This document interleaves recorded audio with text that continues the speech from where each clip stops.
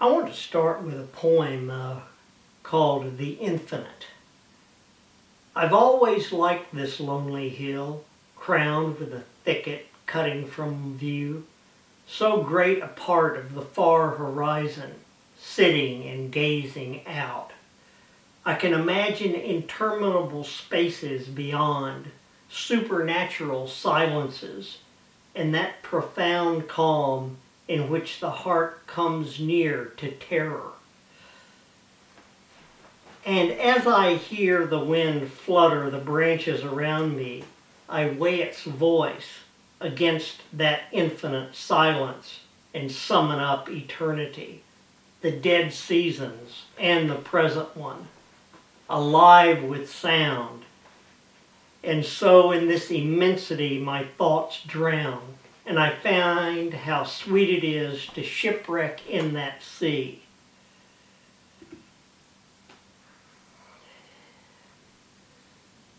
I'm Brother Thomas Crutcher, and I'm a Carmelite hermit monk for not quite 40 years. And I want to go back in time to when I was 17 and I had just arrived in college to study philosophy. And a senior looked at me and he made me sit down and he said, "What do you want?" And I thought for a minute and I said, "I want to be a holy man." And he said, "That's a good answer." And I knew if I hadn't given the guy the right answer, he would have forgotten about me and realized I didn't have any potential. See, it's what do you really want? And that's what life really comes down to. So I pursued that, wanting to be a holy man, and that's how I ended up being a Carmelite hermit monk all these years. I entered the Hermitage in 1981, and this year is 2020, so I've had a few years in. I also want to talk about how spirituality works with recovery, or just simply being a deeper self-knowing, because being in recovery is just another word for wanting to be a holy person, a whole person.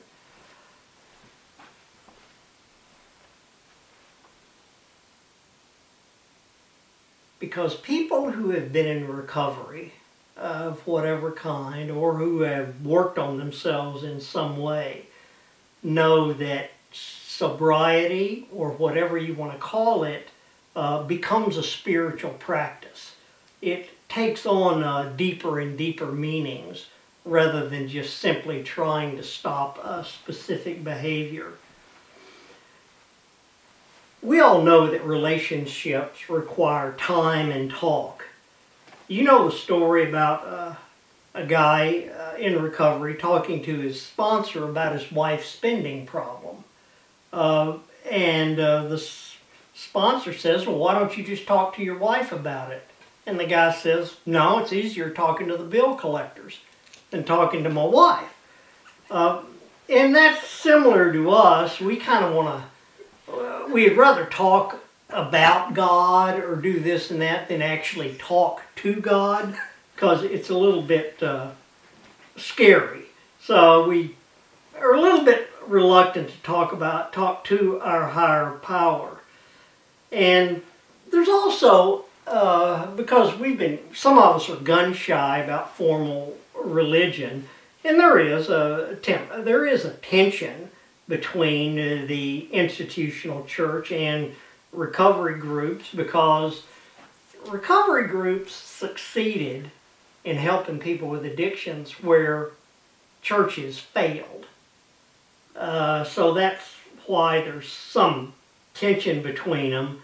And recovery 12-step groups help priests and ministers better than the churches did deal with their issues. So there is that. And by the same token, hermits are also regarded with a certain kind of skepticism by institutional religion, And rightfully so, because some hermits got so self-absorbed or so full of themselves, thinking that they were wise and holy men when they weren't, that they went off the deep end and did some harm.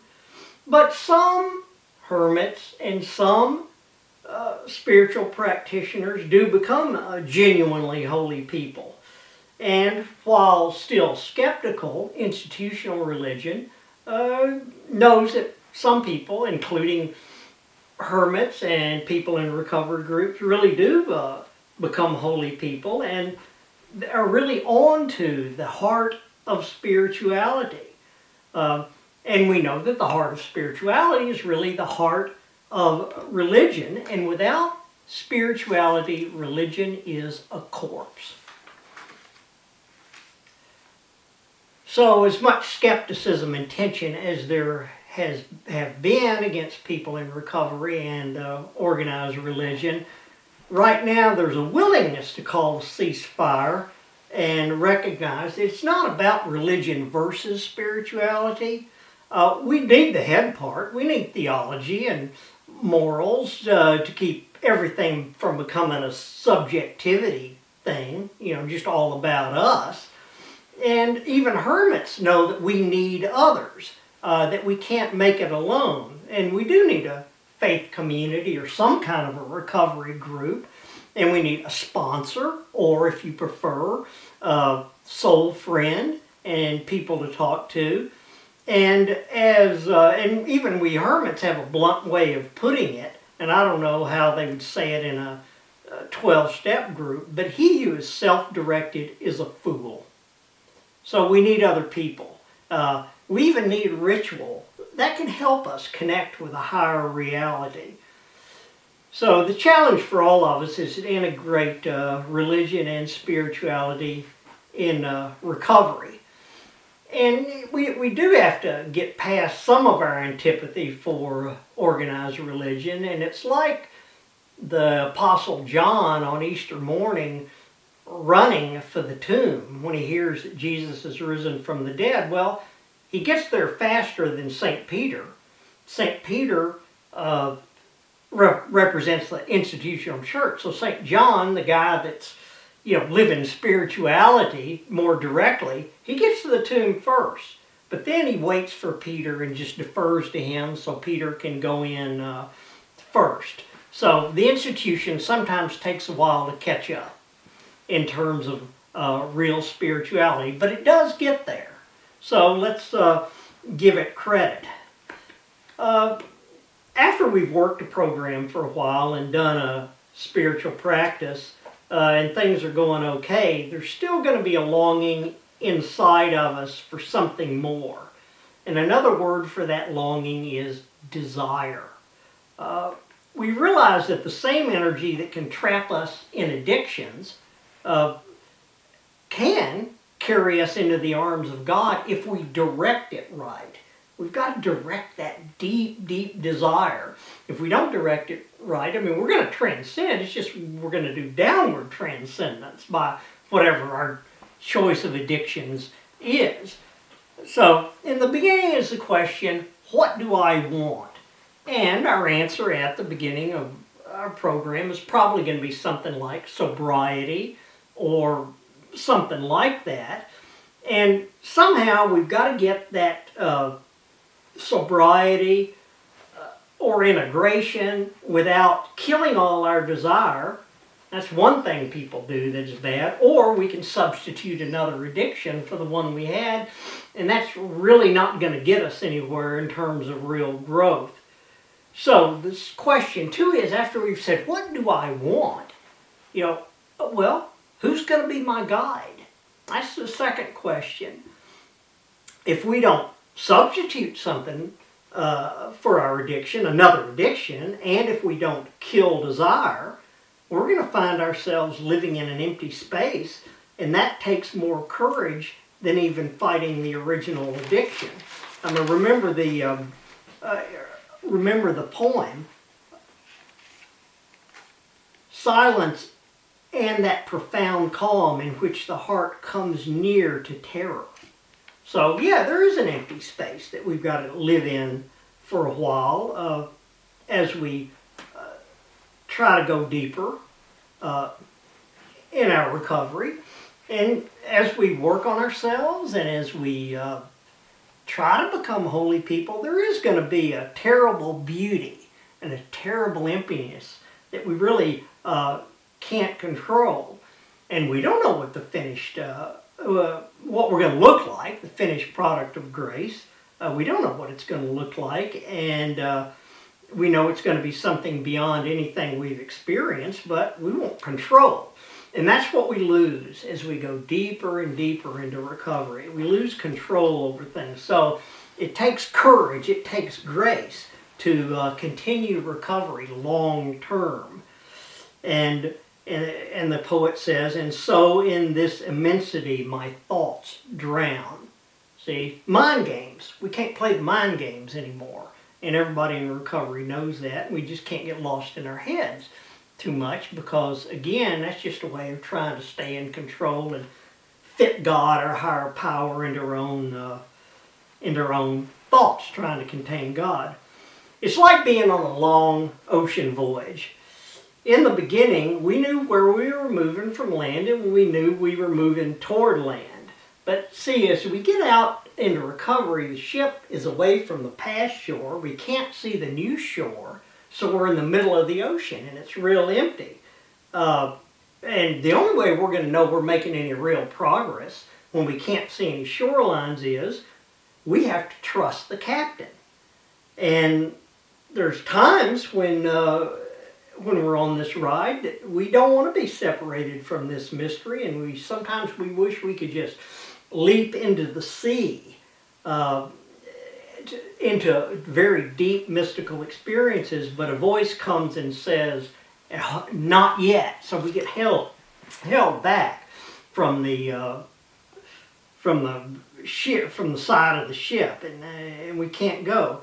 Well, why not yet? Well, it's because we still wanted to be in control and control the shipwreck. We wanted to be in control of jumping into the ocean.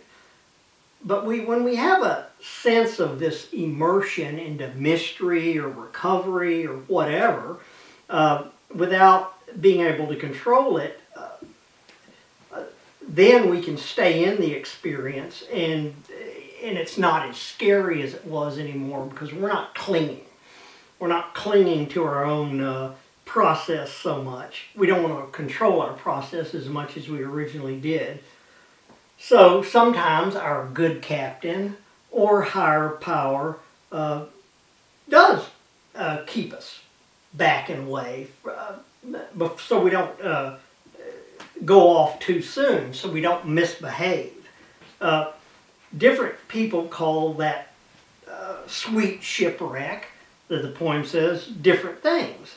Carmelites call it the dark night of the soul, and when we're going through it, the dark night of the soul, or the dark night of the spirit, or the dark night of the senses, our minds don't work so well.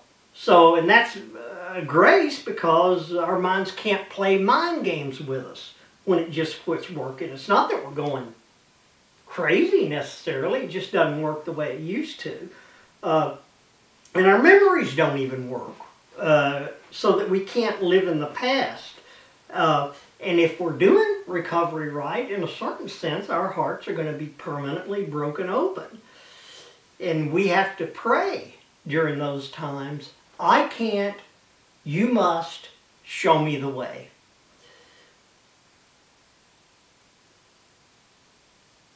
And when we pray, I can't, you must, show me the way, the more we have given up things generously and gladly, the easier it becomes. So it's a process. It's not an event. I mean, it's a big mistake to think that recovery or sobriety is an event that fixes us all at once, because it's not. It's a process. We've got to let something happen long term that we can't control. So the sweet shipwreck is the answer to our prayers. And if there's one thing I could give you to take home and keep from this talk is to trust the captain, who is Christ. Christ is our higher power. Trust the captain. Or, yeah, if you prefer, if you don't want to use that name, then trust God. But whatever the case is, trust our higher power. When we're in the middle of that ocean, we don't know if we're making progress and we can't see what's behind us. So we don't try to turn around in our fear. If we have no faith, and there are times when we're going to feel we don't have faith, and there are going to be times when we don't have desire to keep going, then we need to accept our poverty and accept that and ask for faith and desire. That because we're so poor, we don't feel it, we can't do it. I mean, then there's such a thing as unfelt desire and unfelt faith. So, it's something more than it's something more than feelings. May our Christ, our higher power, bless each of us with that sweet shipwreck, which is complete sobriety, which spiritual practitioners call the living flame of love, or union with God. And may our captain, our higher power, grant us deep, deep peace of union with Him. Amen.